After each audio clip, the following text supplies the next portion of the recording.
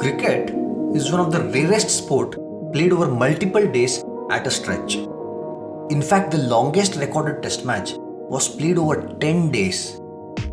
Then with time, the need for a shorter format that could yield results in a single day led to the birth of one-day international cricket. Then came the T20 cricket, another brainchild from England, which has been of course a great success. And now, the England and Wales Cricket Board are coming with their latest innovation called the 100. It comes 18 years after the foundation of T20 cricket.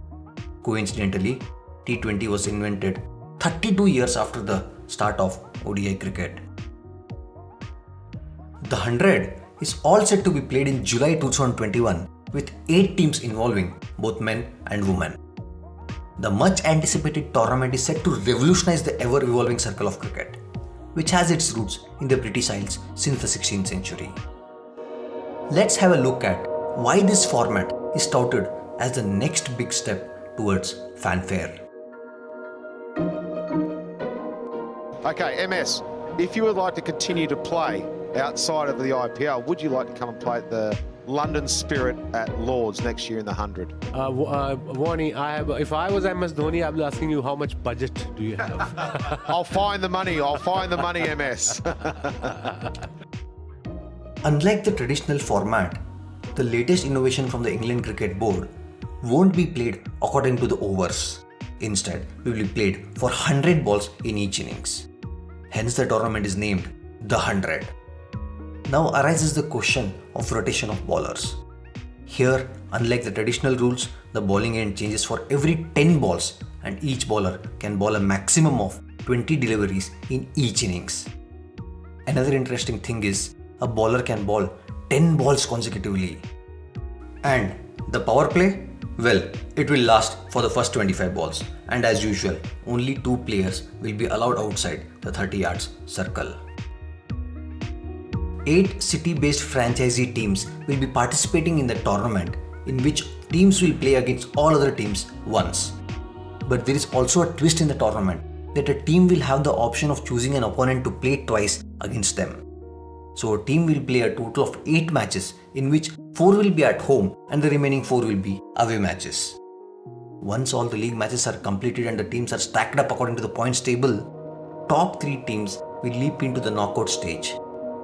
The 2 and 3 placed teams will lock horns in the semi-finals, and the winner of this match will meet the topmost placed team on the points table in the finals. The 8 teams participating are Manchester Originals, Northern Superchargers, Birmingham Phoenix, Trent Rockers, Welsh 5, London Spirit, Oval Invincibles, and the Southern Brave. The selection of players for men would be based on the draft system, but when it comes to women, it will be based on a contract basis and upon the interest of the players. Although the Indian men players will not be seen in the tournament citing their workload, interestingly, some of the Indian women players will be seen in the tournament. As of now, 4 Indian women stars, namely Shafali Verma, Harmanpreet Kaur, Jemima Rodrigues, and Smriti Mandhana, will be featuring in the tournament. But keeping the talent the Indian team possesses, there are all possibilities of these numbers increasing. But what is the need for a new format when the world is going through a pandemic?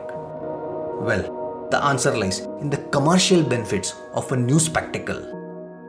Cricketing boards across the world have suffered massive financial losses due to COVID-19. And the England Cricket Board also reportedly suffered a £16.1 million loss. Sky Sports, which acquired the broadcasting rights from the 2020 to 2024 season, reportedly also held back some payments to the ECB after the inaugural edition of the 100 was pushed back to 2021 in the aftermath of the pandemic. Although the 100 was decided prior to the pandemic, but if there was a time ever to host the spectacle, then it had to be now for the England Cricket Board. With such financial risks at stake, which affects the commercial interest of all the 18 counties, the England Cricket Board will be heavily dependent on this tournament. Among the current ticket buyers for professional cricket in England are 94% white British, 82% male, and their average age is 50. This shows that the interest of the younger generation lies towards the shorter formats. The 100 might bring young viewership back to the English cricket. With cricket's traditional long format going through renewed phases, the idea of this tournament brings more excitement to the sport. However, having too many formats might lead to uncertainty. Thank you for watching our video. We hope you liked the content. And in fact, if you liked the content, please subscribe to our channel. And yes, also do share it as well. Thank you once again.